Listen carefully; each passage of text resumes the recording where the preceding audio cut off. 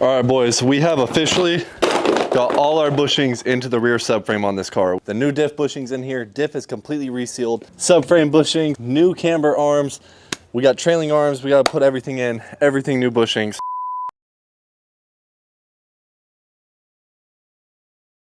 We completely resprayed this. As you can tell, we got some Steel It paint here. Steel It is my favorite stuff, honestly. I wouldn't have painted this, spray painted otherwise. This is perfect. We finished the diff cover here. So I painted the diff cover with the other Steel It, which is gray, steel gray. It looks really cool. And we got ECS tuning bushings pressed into there, the polyurethane bushings. We got our new axle seals in there with our new snap rings, and we have our new input shaft seal all sealed up. So I put some gasket makers, some RTV oil resistant on here with our new paper gasket. I tightened that down, but I did not torque it yet because once it dries up a little bit more, we'll go back and actually torque it down. But every bolt has been getting put into this parts cleaner, ultrasonic cleaner right there. So they're all cooking up right now. Got it turned up on the heat, letting those zap away. Part of the reason I haven't been filming is because this thing sounds like this. It shall be easy. Obviously, grease it up. Comes with the grease, assembly silicone. Pop those bad boys in. This is very important when you're using like polyurethane bushings, that you have to like really lube these things up, man. They will be loud, they will tear. Alright, I went and used a mallet and just kind of tapped it and it went right in. Make sure everything's centered. And that's that. Now we got the big boys for the subframe. So I'm going to try to get these subframe ones in at the rear. We got the fronts and we got a differential bushing, which I think that's probably going to be the hardest one. As you can see here, this one has a little cutout. Where we at right there? Little step lip. And that step lip goes where this welded brace is up here. Obviously, so like so. Bada boom. Sits like that. So same deal. Same deal as before. We got all our little lubricant. We're gonna lube everything up.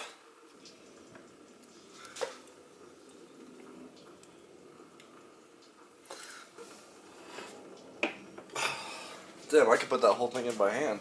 That's crazy. This front bushing here was kind of being a pain, and I can't really get it in the vise, so I used one of the control arm bolts and a bunch of washers. Basically just walking it in.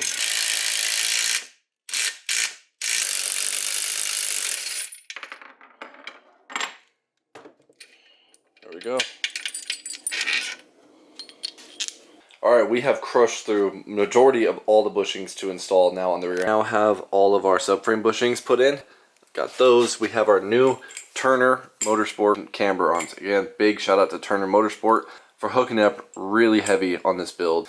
And some sick camber arms, which if you know, they're not adjustable OEM. So we want adjustable camber arms. These are super nice quality. Really, these are going to make the world difference on how we have coilovers right now and lowered. And we can actually get some proper tire wear out of our tires. So we got our wishbone or spring bucket, if you will, bushings pressed in there. And now I already went and put one in, but we're going to bolt everything up and kind of just have this thing hanging and ready to go. Well, finally, we got all the bushings out of the trailing arm. This was the hardest piece to the puzzle. These bushings specifically right here, which didn't need to be replaced, but since I was in here, I decided to replace it, and they ended up being the biggest pain. It's really hard to explain, but basically, it was everything possible to get these bushings out on just breaking off the little barrier piece and getting them to slide out, then using a sawzall to cut the outer ring and then pop the outer ring out because it came out in two different pieces.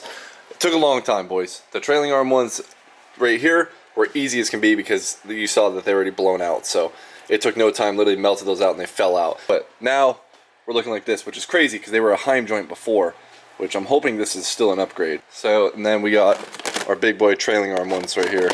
We got our trailing arms, boys, and they're completely done now. We got the main trailing arm bushing right here. Black Series Power Flex for the whole entire trailing arm system here. So we got boom, boom, and below that one, boom. Final step, sway bar. So we went and upgraded ourselves again to Power Flex bushings. We also went ahead and grabbed ourselves some brand new sway bar ends too while we're at it, because why not? So we're gonna freshen everything up.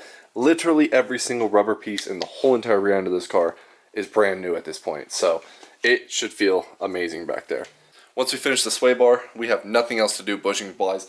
Everything is basically on the car. So just those minor little things, and then most importantly, we have to weld the chassis and weld in the chassis mounts, and that's next before we go ahead and slap everything back in. Oh, you got everything kind of grinded off. We're gonna come in here and weld our actual crack marks first, grind those down, and then weld the supports in. But looking good.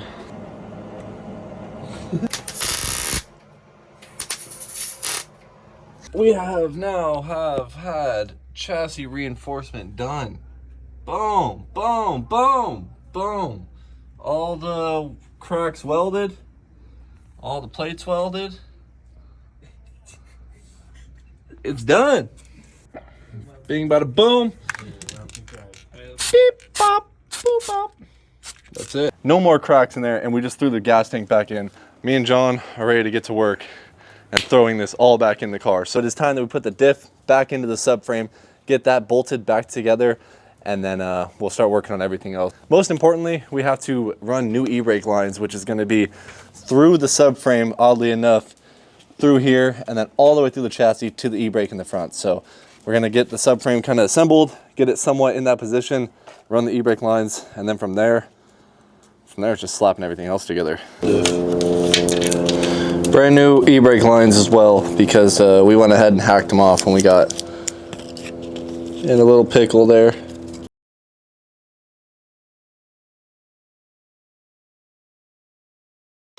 All right, we have been going in. We have the whole rear end in now.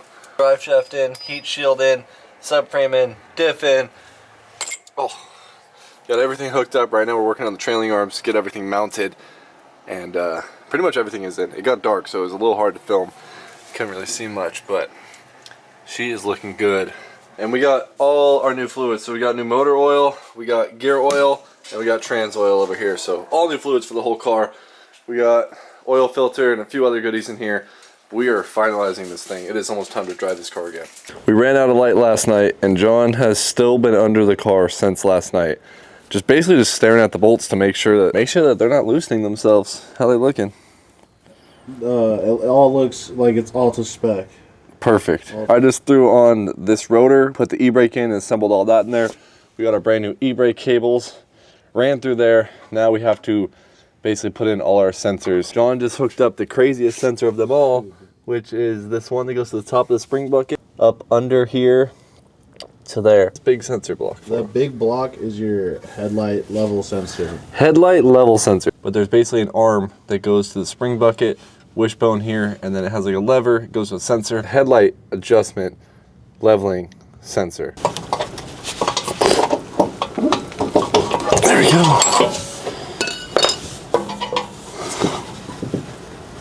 Boom. That click right there is the click of success, my friends. We have now successfully filled up the diff with fluid. We filled up the trans with fluid.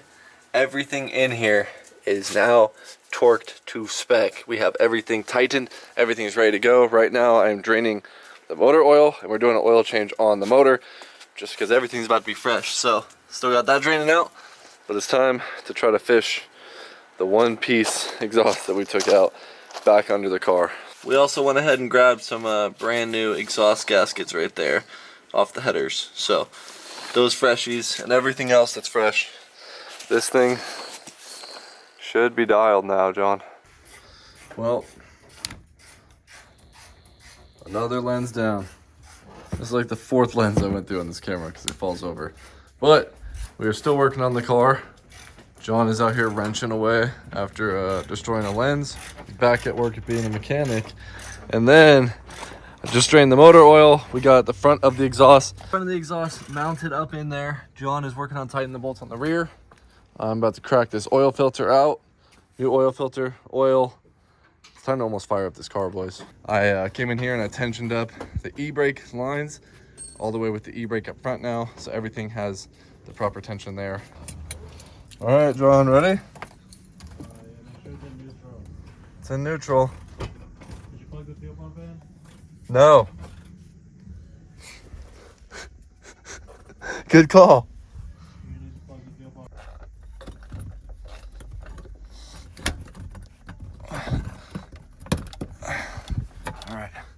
All right, John. Ready?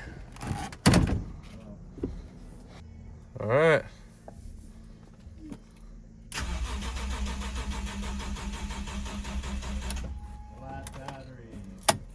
forgot we had no fuel in it because we emptied the tank. So now let's get some fuel in her. Oh.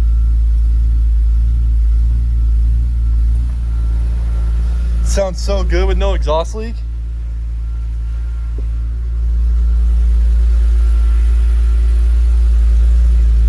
Dude, it's got a deep hum to it now. I got exhaust in my eye.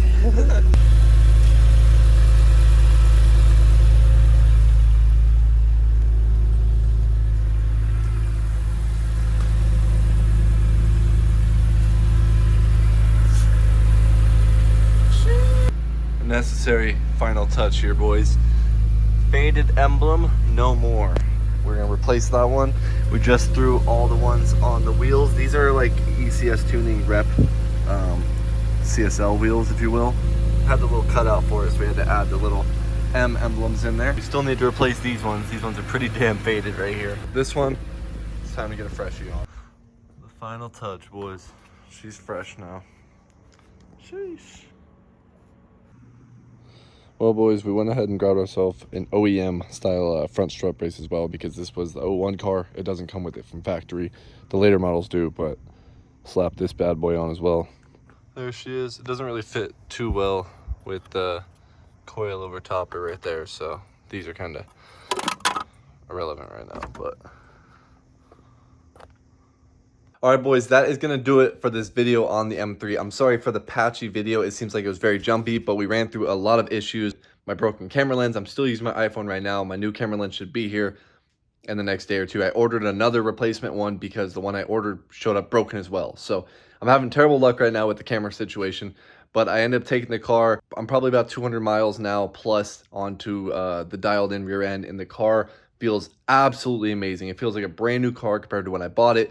The car used to shimmy really weird. It had those blown out bushings all in the rear. It is so solid now. The car feels so planted, and it is literally drives like a dream now. It is night and day difference with that whole rear end redone. No more leaky on the diff. My whole driveway is stained from the diff leaking, and that is solid now. I took it up to the mountains. I hit some curvy roads on it after we threw a new strut brace on and just checked out the car and had it dialed in. And I am so happy with this car, and I'm so happy to have more coming soon with this car. And there's parts sitting aside with more upgrades. But with technical difficulties, we still made it happen, and we got so much done. Working on a car, you know, it is always complex when you're doing a big project on a car, and it's hard to pick up the camera sometimes with like maybe 5-6 days combined total and crushed in pulling this rear end out, refreshing everything, throwing it back in, and getting the car back on the road. So I'm stoked. Hope you guys are as well, and I'll see you guys in the next video.